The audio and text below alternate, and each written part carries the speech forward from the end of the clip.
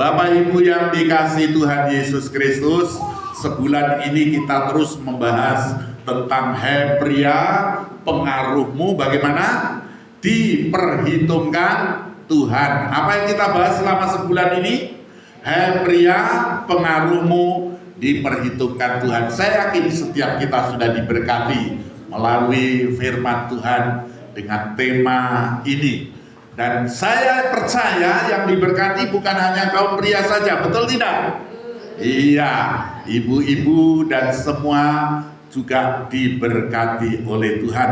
Nah, jemaat Tuhan yang kekasih, kali ini kita mengangkat seorang tokoh yang bernama Daud.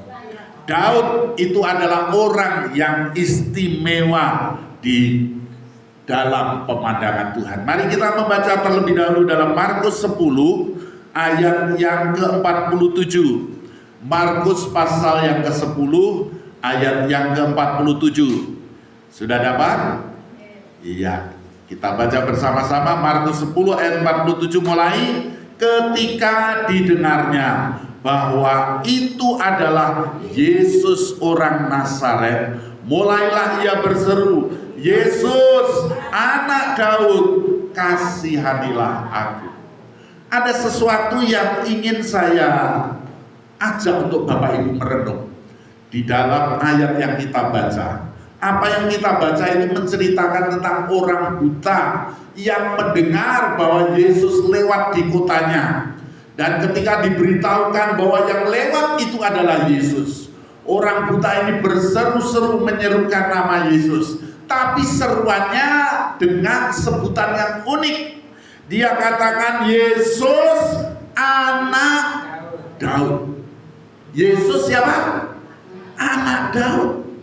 Loh, padahal Daud itu hidup sekitar tahun 900 lebih sebelum Masehi. Yesus hidup pada abad pertama sesudah Masehi. Jaraknya berapa lama? 1000 tahunan. Tapi pengaruh nama Daud itu luar biasa, sampai dilekatkan kepada Yesus sang juru selamat. Ini membuktikan kepada kita bahwa pengaruh seorang pria yang hidup dalam kebenaran firman Tuhan itu benar-benar dahsyat. Benar-benar apa? Dahsyat. Pengaruhnya luar biasa. Tidak hanya setahun 2 tahun, Daud sudah layu, Daud sudah mati, Daud sudah berlalu, tapi nama dan pengaruhnya tetap berpengaruh dari generasi ke generasi, bahkan sampai kepada masa Yesus hidup. Bahkan Yesus sendiri disebut sebagai apa? Anak Daud. Menunjukkan bagaimana janji-janji Allah yang Allah sampaikan kepada Daud itu tergenapi di dalam pribadi siapa? Yesus Kristus. Jemaat Tuhan, mengapa Daud bisa memiliki pengaruh sampai sedemikian rupa? 1 milenium, 1000 tahunan. Apa yang membuat Daud ini memiliki pengaruh sedemikian hebat? Yuk kita lihat. Ternyata pengaruhnya ini, saudara-saudara, apa yang membuat Daud punya pengaruh ini? Yang pertama, Daud itu menyambut anugerah Tuhan. Daud itu apa? Menyambut anugerah Tuhan. Anugerah Tuhan itulah yang membuat Daud mempunyai pengaruh dan menikmati berkat yang luar biasa, berabad-abad dari generasi ke generasi, bahkan sampai sekarang ini pun dampak dan pengaruh berkat daripada yang Tuhan curahkan atas Daud itu luar biasa. Saudara-saudara, anugerah Tuhan itu memang hak prerogatifnya Tuhan. Yang bisa menentukan seseorang menerima anugerah itu memang Tuhan. Tidak ada seorang yang bisa memaksa Tuhan untuk memberi anugerah kepada siapapun. Tetapi kabar baiknya adalah anugerah Tuhan itu ditawarkan kepada kita semua. Setiap kita punya kesempatan untuk menerima anugerah. Beritahu sebelah kiri kanannya, kamu pun punya kesempatan menerima anugerah Tuhan. Haleluya. Anugerah Tuhan ditawarkan kepada semua orang. Tetapi persoalannya tidak semua orang mau menyambut anugerah Tuhan. Tidak semua orang bagaimana? Mau menyambut anugerah Tuhan. Tetapi Daud, dia menyambut anugerah Tuhan dengan cara bagaimana? Dia persiapkan hatinya. Hatinya itu tetap tulus. Hatinya mengabdi dengan tulus, dengan ikhlas. Hatinya itu penuh kelembutan, ketaatan kepada Tuhan. Hatinya itu benar-benar hati yang lurus, hati yang bersih. Sebab untuk layak menyambut anugerah Tuhan itu dibutuhkan iman. Tapi iman itu semua ditaruh di mana? Tertanam di mana? Dalam hati. Karena itu kalau hatinya nggak benar, iman itu ya nggak bisa tahan. Karena itu Alkitab berkata, jagalah hatimu dengan segala kewaspadaan, sebab dari situlah terpancar kehidupan. Daud punya pengaruh sedemikian rupa itu karena anugerah Tuhan. Itulah sebabnya Tuhan tidak melihat paras, tapi Tuhan melihat hati. Ketika Samuel hendak mengurapi salah seorang anak Isai menyodorkan kakak-kakaknya yang ganteng, yang gagah, yang parasnya elok. Dan Samuel pun sempat terpikat dan terkecoh. Wah, ini yang Tuhan mau urapi. Tapi Tuhan katakan apa? Samuel, jangan lihat parasnya. Manusia melihat apa yang kelihatan oleh matanya, tapi aku melihat hatinya. Halo para pria, hatimu engkau perlu jaga. Katakan, hatiku harus kujaga. Semua katakan. Lebih-lebih engkau pria, engkau mendapat anugerah. Anugerah itu berupa apa? Satu, panggilan Tuhan, urapan Tuhan menjadi kepala keluarga. Engkau jadi kepala keluarga itu bukan karena penghasilan gede. Engkau menjadi kepala keluarga itu bukan karena engkau profesor, doktor, karburator, bocor, enggak loh. Engkau menjadi kepala keluarga itu panggilan Tuhan. Dan itu harus engkau terima sebagai anugerah. Karena itu sambutlah dengan hati yang penuh pengabdian, hati yang penuh keikhlasan, hati yang tulus mengasihi Tuhan, hati yang mau taat kepada Tuhan. Katakan amin. Dan akibatnya apa? Anugerah itu terus ditambah-tambahkan. Ketika kita bisa menyambut anugerah Tuhan itu terus ditambah-tambahkan. Bukan hanya anugerah urapan, tapi juga anugerah berupa apa? Anugerah berupa bagaimana Daud ini berkenan kepada Tuhan. Bagaimana Daud ini pada akhirnya punya ikatan perjanjian dengan Tuhan. Tuhan katakan, dari keturunanmu nanti ada keturunanmu nanti akan memerintah kerajaan yang abadi. Kerajaan yang tahtanya tidak akan goyah. Dan itu digenapi di dalam pribadi siapa? Tuhan Yesus Kristus. Itu tercatat dalam 2 Samuel pasal 7 ayat 12 sampai 16. Jadi saudara-saudara yang dikasihi Tuhan, Tuhan mengurapi Daud. Daud itu jadi raja, itu bukan sesudah Saul mati.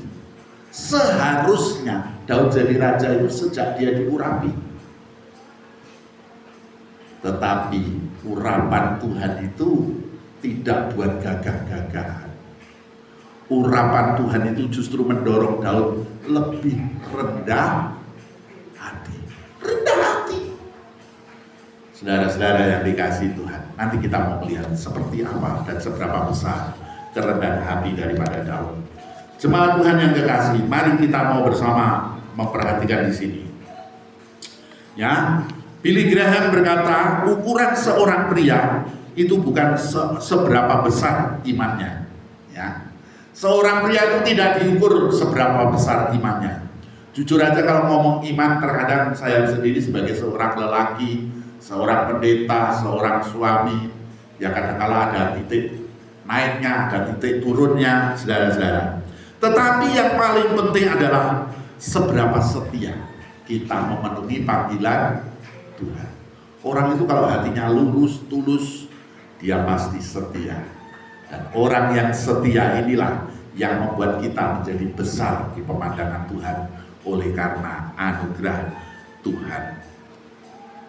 Afrika Selatan itu seharusnya menjadi negeri yang penuh dengan pertikaian. Karena apa? Berpuluh-puluh tahun orang kulit hitam itu ditindas oleh bangsa kulit putih, sehingga ada istilah politik apartheid, politik diskriminasi, politik beda-beda ke banoyot ban cinde ban ciladan, saudara-saudara. Ya, nah sampai Nelson Mandela itu dipenjara. Dan setahun 22 tahun, tapi 27 tahun. Tetapi karena dia itu benar-benar dalam perjuangannya itu tulus, akibatnya apa? Para pengikutnya itu tetap semangat berjuang meskipun Nelson Mandela dalam penjara. Bahkan ketika pada akhirnya politik apartheid itu dihapuskan, Nelson Mandela itu punya jiwa yang besar. Dia tidak memimpin orang-orang kulit hitam bangsanya itu balas dendam, tidak. Tapi dia memimpin justru harus mengampuni. Sehingga Afrika Selatan itu menjadi negeri yang pada akhirnya benar-benar penuh kedamaian. Karena apa? Karena pemimpinnya punya hati yang besar. Kebesaran seseorang itu dimulai dari mana? Dari hatinya. Dimulai dari mana? Dari hatinya. Ada seekor tikus. Seekor tikus ini ketemu kucing, lalu dia takut. Lalu dia berdoa, Tuhan jadikan aku seekor kucing. Celing, jadi kucing. Ketika dia jadi kucing, ketemu anjing. Ketemu anjing dia takut. Lalu dia berdoa, Tuhan jadikan aku seekor anjing. Celing, jadi anjing. Tapi ketika dia jadi anjing, berjalan di pinggir hutan, ketemu harimau, dia takut ketemu harimau. Lalu dia berdoa, ya Tuhan jadikan aku seekor harimau. Celing, jadi harimau. Akhirnya ketika dia jadi harimau, mengaum-ngaum, tiba-tiba dia ketemu dengan pemburu. Dia takut dengan pemburu dan senapannya. Akhirnya dia berdoa, Tuhan jadikan aku seorang pemburu. Tapi Tuhan bilang apa? Buat apa kamu jadi pemburu? Kamu jadi macan aja, hatimu hati tikus. Halo? Casingnya bisa berubah-ubah. Jadi kucing, jadi anjing, jadi harimau. Tapi kalau hatinya hati tikus, ya tetap tikus. Nangkep? Karena itu kita harus menyambut anugerah itu dengan sikap hati yang benar. Yang kedua, Daud itu pribadi yang mengandalkan Tuhan. Pribadi yang bagaimana? Mengandalkan Tuhan. Di dalam 1 Samuel 23 ayat 2, dia mau pergi berperang, mau apa? Itu dia bertanya dulu, apa kata Tuhan? Jangankan saudara saya sendiri, apa Tuhan kadang-kadang jelas ketok itu aneh. Ya, wah ini gini.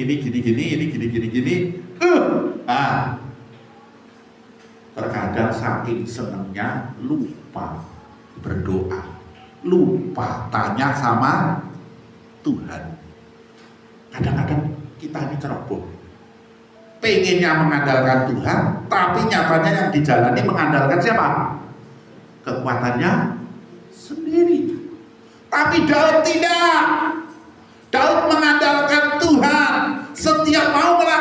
sesuatu dia bertanya kepada Tuhan. Dan inilah yang menjadi dasar dan sumber bagaimana Daud berkemenangan dan berhasil dalam hidup. Hai para pria, bagaimana rumah tanggamu, bagaimana bisnismu, itu adalah bagaimana engkau sebagai pria dalam menjalani hidup ini. Sebab semua itu terjadi karena pengaruh. Kalau engkau memiliki pengaruh, selalu mengandalkan Tuhan. Istri dan anak pun ikut-ikutan mengandalkan Tuhan. Tapi kalau di depan anakmu, engkau menunjukkan kepada mereka, bapakmu ini hebat, bapakmu ini luar biasa. Tapi kita lupa untuk membawa anak-anak kita mengandalkan Tuhan. Tiap kali minta apa? Oh, minta apa? Nyoh, minta apa? Nih, minta apa? Sok. Saudara-saudara, akibatnya apa? Wih, papaku hebat, bisa apa saja, apapun yang aku minta diberi. Dan akhirnya anak itu mengandalkan engkau sebagai orang tua. Ada masa di mana anak ini meminta dan engkau tidak bisa memenuhi, anakmu kecewa dengan berat. Tapi kalau engkau terbiasa mengandalkan Tuhan, engkau bisa berkata kepada anakmu, "Pak, aku butuh ini, berdoa ya nak ya." Papa juga berdoa. Nanti kalau Tuhan jawab, Tuhan berikan, pasti Papa akan berikan juga kepada kamu. Amin. Dan akibatnya apa? Anak ngerti. Setiap kali butuh, tidak harus datang dulu sama orang tua. Datang dulu kepada siapa? Pada Tuhan. Meskipun kita bisa memberi, tetapi inilah cara kita mendidik. Bagaimana kita memberikan pengaruh kita kepada anak-anak kita, supaya mereka pun mengandalkan Tuhan. Dan itu kita teladankan. Ketika ada kesukaran, kesulitan, jangan pergi ke dukun, jangan pergi ke paranormal, jangan pergi ke orang pinter. Saudara-saudara, siapa yang pergi ke orang pinter? Orang bodoh. Siapa yang pergi ke orang pinter? Iya. Orang bodoh aja dijadikan pinter, apalagi yang datang. Saudara-saudara, ya. Oleh karena itu, andalkan Tuhan, tanya Tuhan, berdoa pada Tuhan. Saudara-saudara, dan dalam mengandalkan Tuhan itulah yang membuat Daud itu berkemenangan. Lawan Goliat yang gede, gagah, perkasa, itu bukan sesuatu yang menakutkan bagi orang yang mengandalkan Tuhan. Justru makin gede, makin gampang nembaknya, betul tak? Nembak kalau kecil sama gede enak mana? Ya, Goliatnya makin gede, nembaknya makin gampang, betul kan? Ya, kalau Goliatnya makin kecil, aduh. Saudara-saudara, kalau kita mengandalkan Tuhan, tidak ada yang buat kita takut. Karena itu setiap lutut yang bertelut adalah lutut yang siap berdiri di hadapan siapapun juga. Jemaat Tuhan yang kekasih, Martin Luther King Junior, ini tokoh Amerika, tapi dia kulit hitam. Dia dibesarkan di zaman perbudakan. Dia tidak terima dengan ketidakadilan. Bagaimana orang-orang kulit hitam ini dijadikan budak oleh mereka bangsa yang berkulit putih. Dia seorang pendeta. Ya, saudara-saudara, perbudakan zaman itu di Amerika ngeri banget. Bukan aja perbudakan itu hanya soal bekerja, bahkan soal selera pun mereka mendikte. Orang kulit hitam itu tidak boleh menyanyi pakai not yang tutsnya ini kan keyboard ini kan ada yang hitam ada yang putih. Karena mereka kulit hitam, itu kalau nyanyi, main musik, yang boleh dimainkan hanya not hitam, tidak kurang ajar. Ya, saudara-saudara, gara-gara di seperti itu, makanya saudara-saudara, lahirlah lagu yang namanya Amazing Grace. Amazing Grace, itu notnya semua hitam-hitam semua. Itu di situ ada lagu penyerahan kepada Tuhan, tapi juga lagu itu lahir dari tekanan sosial yang luar biasa. Sampai segitunya, nyanyi di gereja aja tidak boleh pakai not putih. Harus not hitam, saudara-saudara. Ya. Nah, jemaat Tuhan yang kekasih, Martin Luther dia mengandalkan Tuhan. Kalau mengandalkan kekuatan, siapa yang mau bela? Dia memimpin revolusi sosial, ya, di Amerika, dan akhirnya memang dia mati tertembak. Tapi the American Dream itu terwujud. Apa mimpi Amerika bagi orang kulit hitam? Semua orang punya hak dan kewajiban yang sama.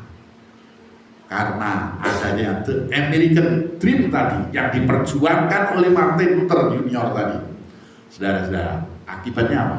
Lahir tokoh-tokoh kulit hitam seperti Raja Pop, Michael Jackson, siapa lagi? Masih banyak. Ya, Bapak Ibu yang dikasihi Tuhan. Jadi kalau kita mengandalkan Tuhan itu tidak ada yang mustahil. Kalau para pria mengandalkan Tuhan, jangan takut. Meskipun kemampuan ekonomi kecil, engkau bisa ajarkan kepada anakmu berdoa mengandalkan Tuhan. Engkau pasti bisa kuliah. Engkau pasti bisa mencapai cita-citamu. Amin. Ya, saudara-saudara, tidak ada yang mustahil. Asal para prianya mau mengangkat tangan, mengandalkan Tuhan. Dan mengandalkan Tuhan itu dalam segala hal, di setiap keadaan. Jangan kepepet baru mengandalkan Tuhan. Kepepet, tidak kepepet, harus mengandalkan Tuhan. Yang ketiga, Daud itu benar-benar punya pengaruh yang luar biasa. Selain sikap hatinya yang menyambut anugerah Tuhan, juga bagaimana dia mengandalkan Tuhan. Daud itu pengaruhnya menjadi luar biasa, lintas generasi, lintas zaman, dikarenakan dia punya kehidupan penyembahan itu dalam banget. Seorang pemazmur, seorang raja yang bisa menunjukkan dan membuktikan dari generasi ke generasi bagaimana seharusnya menyembah Tuhan dengan kedalaman pengertian penyembahan, dengan kedalaman makna penyembahan. Itu Daud. Halo, hai bapak-bapak, ketika engkau sedang menganggur, apa yang keluar dari mulutmu? Apakah ada puji-pujian? Apakah ada doa? Apakah ada penyembahan atau menggerutu? Saya berharap engkau mau memberi pengaruh kepada keluarga, pengaruh menyembah kepada Tuhan. Saya mau beritahu Bapak Ibu semua, kalau saya sampai sekarang bisa jadi hamba Tuhan, karena saya lihat sendiri. Saya tahu jadi pendeta itu ngarep-ngarep sugih tangeh lama. Ya. Jadi pendeta itu ngarep-ngarep enak, gampang, itu tangeh lama. Ya. Saudara jemaat Tuhan yang kekasih, sejak dulu saya sudah ngerti. Ya. Karena waktu merintis jemaat itu bagaimana saya ngerti. Ya. Bahkan berkali-kali saya cerita sampai puasa bukan karena rohani, tidak ada yang dimakan. Tapi kenapa saya akhirnya tetap jadi hamba Tuhan, saudara-saudara? Karena saya lihat bapak saya ketika dalam keadaan tidak bisa apa yang dia lakukan? Dia ambil capu lele, lalu dia nyanyi, nyanyi puji Tuhan. Tahu-tahu nangis, berebes, milih. Kita semua ikut nangis, kita semua menyembah Tuhan. Ya terkadang sesudah itu ada keajaiban. Walaupun tidak ada keajaiban, keajaiban itu ada dalam hati kami.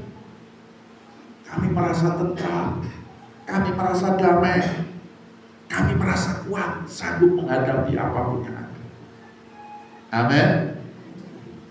Halo, itu karena Bapakku suka menyembah. Demikian kalau kita semua suka menyembah Tuhan, para pria khususnya, engkau memberi teladan bagaimana menyembah Tuhan dengan penyembahan yang berkenan, dengan penyembahan yang terdalam. Itu dampaknya luar biasa. Mazmur-mazmur Daud itu ekspresi dari kedalaman pujian dan penyembahan Daud kepada Tuhan. Bahkan Daud rela menghinakan dirinya serendah-rendahnya dalam menyembah Tuhan. Sampai-sampai istrinya Michal, anak Saul, ya, saingannya daripada Daud. Saul itu kan pertua tapi sekaligus yang benci kepada Daud, ya. Tapi akhirnya Saul tahtanya digantikan oleh Daud. Itu Michal itu sampai mengolok-olok, raja menghinakan dirinya seperti itu. Daud katakan apa? Untuk menyembah Tuhan, aku mau lebih hina dari siapapun. Ayo kita kalau muji Tuhan, menyembah Tuhan, yang los ojo rewel. Amin. Yang total, nggak usah hitung-hitungan. Kadang orang Kristen suka hitung-hitungan loh. Kok gitu kan? Iya, lek tanggal 6 kan nyanyinya kasihnya seperti sungai, kan gitu tau. Tapi ya minggu kedua gitu kan rotok sudah rezekine, ya. Lalu lainnya apa? Ajaiblah Tuhan, oh sungguh heran. Minggu ketiga rotok seret. Oh Tuhan, pimpinlah langkahku. Nah, baru orang yang apa? Saudara, pengharapanku hanya Engkau Tuhan. Karena apa? Nah, penyembahannya itu bersyarat. Menyembah Tuhan tidak los. Tapi kalau menyembah Tuhan itu memang watak penyembah, diberkati menyembah Tuhan sungguh-sungguh. Berkat datang yang menyembah Tuhan dengan sungguh-sungguh. Haleluya. Jemaat Tuhan yang kekasih, dan ini yang membuat Tuhan terpikat kepada Daud. Ya, jujur, penyembahan sejati itu bukan ngomong soal lagu yang kita nyanyikan. Penyembahan yang sejati itu juga bukan ngomong soal kata-kata apa yang kita ucapkan. Tapi penyembahan yang sejati itu berbicara tentang sikap hati kita, yang pada akhirnya bagaimana kita di hadapan Tuhan harus merendahkan hati dan berserah. Itulah penyembahan. Ya, puji nama Tuhan. Yang terakhir, mari kita mau melihat bersama-sama saudara-saudara di dalam bagian yang terakhir, yaitu bagaimana Daud bertobat dan merendahkan hati. Ya, bagaimana Daud bertobat dan merendahkan hati. Kalau kita melihat di dalam Mazmur 51, ya, saudara bisa lihat di sana bagaimana Mazmur 51 itu adalah Mazmur yang kalau saudara teliti dengan benar, waduh betapa Daud itu penuh penyesalan dan penuh kepedihan hati. Ya, dia katakan kepada Tuhan, ya, demikian, kasihanilah aku ya Allah menurut kasih setiamu. Mazmur 51 ayat 2. Hapuskanlah pelanggaranku menurut rahmatmu yang besar. Bersihkanlah aku seluruhnya dari kesalahanku, dan tahirkanlah aku dari dosaku. Sebab aku sendiri sadar akan pelanggaranku. Aku senantiasa bergumul dengan dosaku. Ayat 6. Terhadap engkau sajalah aku telah berdosa dan melakukan apa yang engkau anggap jahat, supaya ternyata engkau adil dalam putusanmu, bersih dalam penghukumanmu. Sesungguhnya dalam kesalahan aku diperanakan, Dalam dosa aku dikandung ibuku, sesungguhnya engkau berkenan akan kebenaran dalam batin, dan dengan diam-diam engkau memberitahukan hikmat kepadaku. Perhatikan di dalam ayat yang ke-12.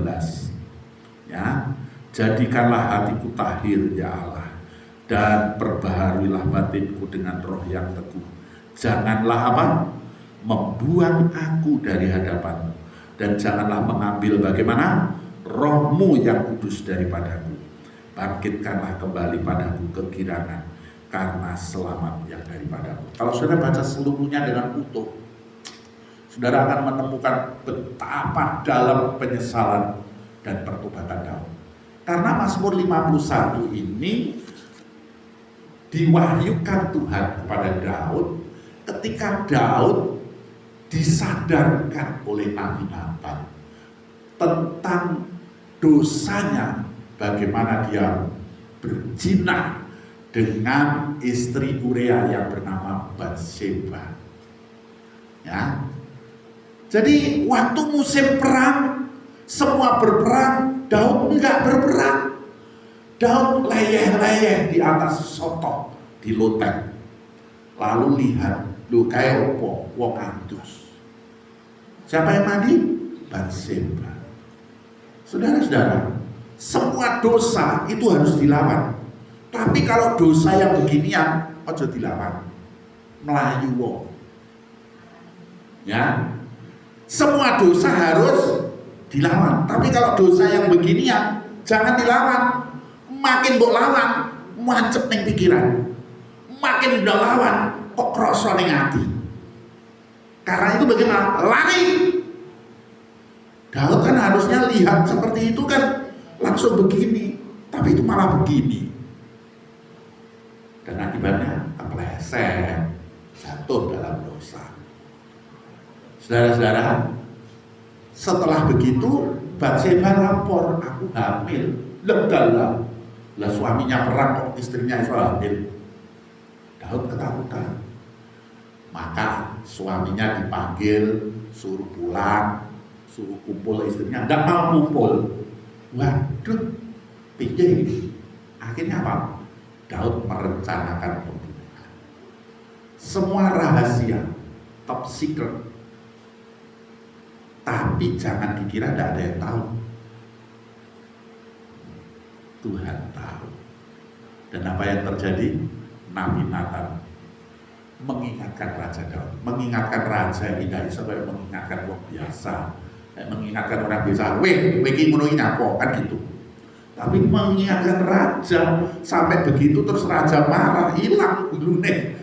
Ya, saudara-saudara. Karena itu Nabi Natan berkata, Tuanku raja, itu ada tetangga janda miskin.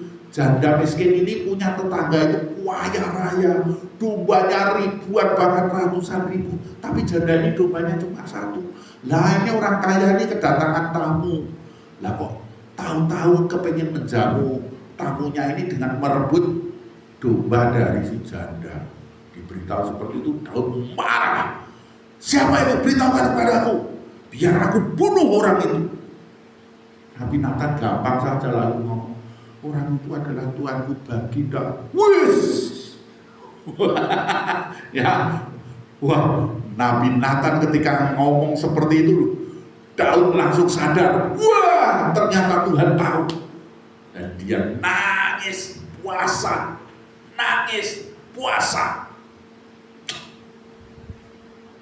Dan Mazmur 51 tercipta.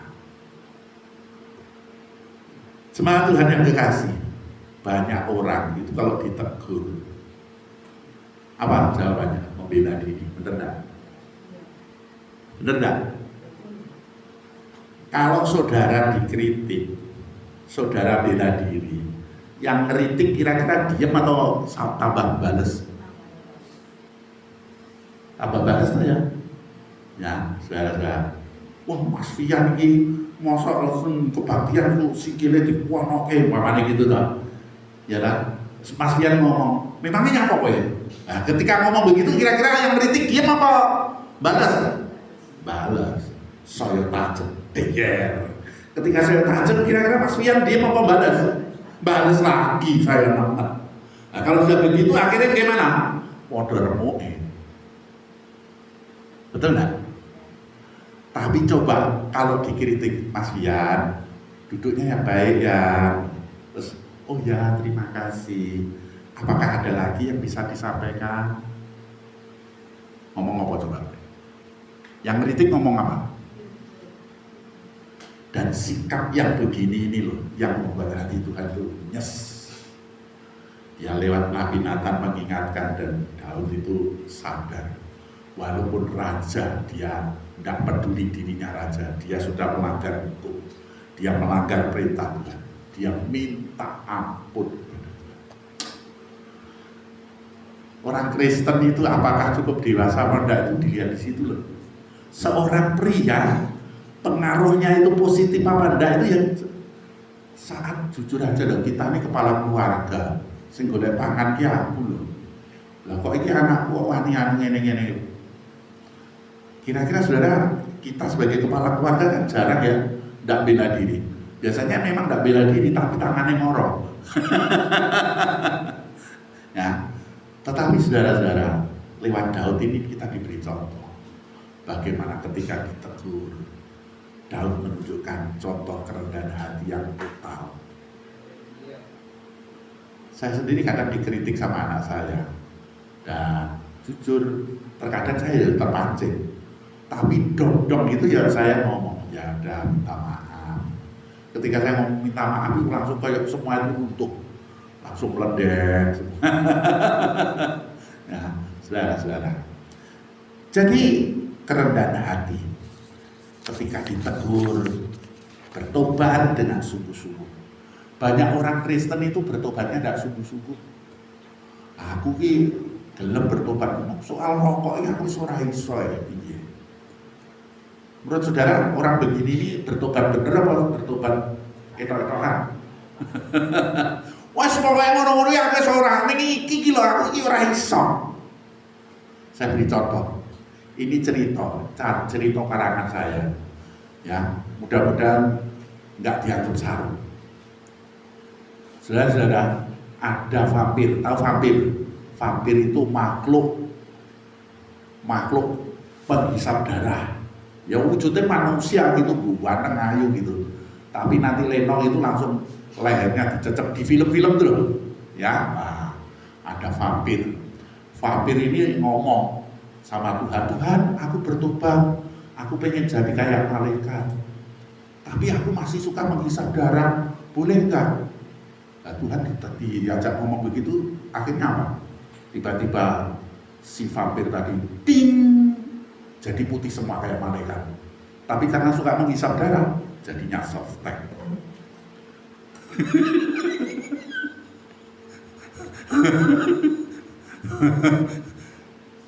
Karena apa? Bertobat itu yang tenanan, jangan setengah. Alkitab berkata kalau matamu itu membuat engkau tersesat, cungkillah. Saking seriusnya, cungkillah. Kalau tanganmu menyesatkan engkau, penggalah. Kata penggal, kata cungkil itu orang patut jadi bahan omongan, betul enggak? Tapi Tuhan pakai menunjukkan betapa pertobatan itu mesti serius. Banyak orang Kristen, bapak-bapak bertanya kenapa begini, kenapa begitu. Terkadang pertobatan kita itu membuktikan itu semua. Apakah kita bertobat sungguh-sungguh atau tidak? Kalau pertobatan kita sungguh-sungguh, maka kita punya pengaruh itu dari generasi ke generasi. Pertobatan itu harus total. Pertobatan yang tidak total itu bukan pertobatan, tapi pertomatan. Kadang tobat, kadang umat. Ya, semangat Tuhan yang kekasih. Oleh karena itu, mari pada kesempatan ini kita merenungkan bersama-sama. Meskipun yang hadir tidak semua pria, tetapi saya berharap pria-pria itu bisa menjadi penggerak bagi keluarga, jadi contoh.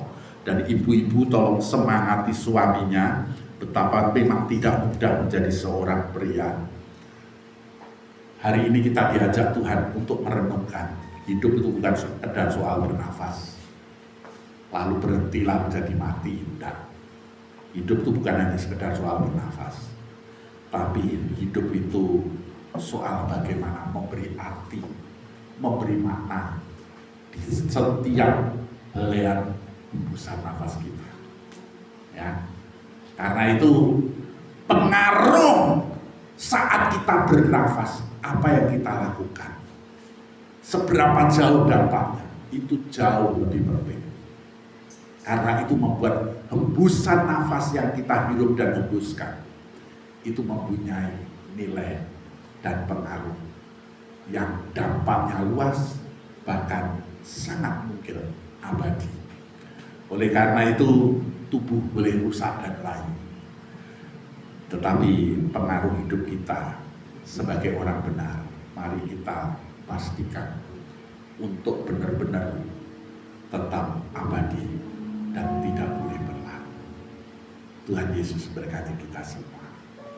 Musim makan selalu berganti,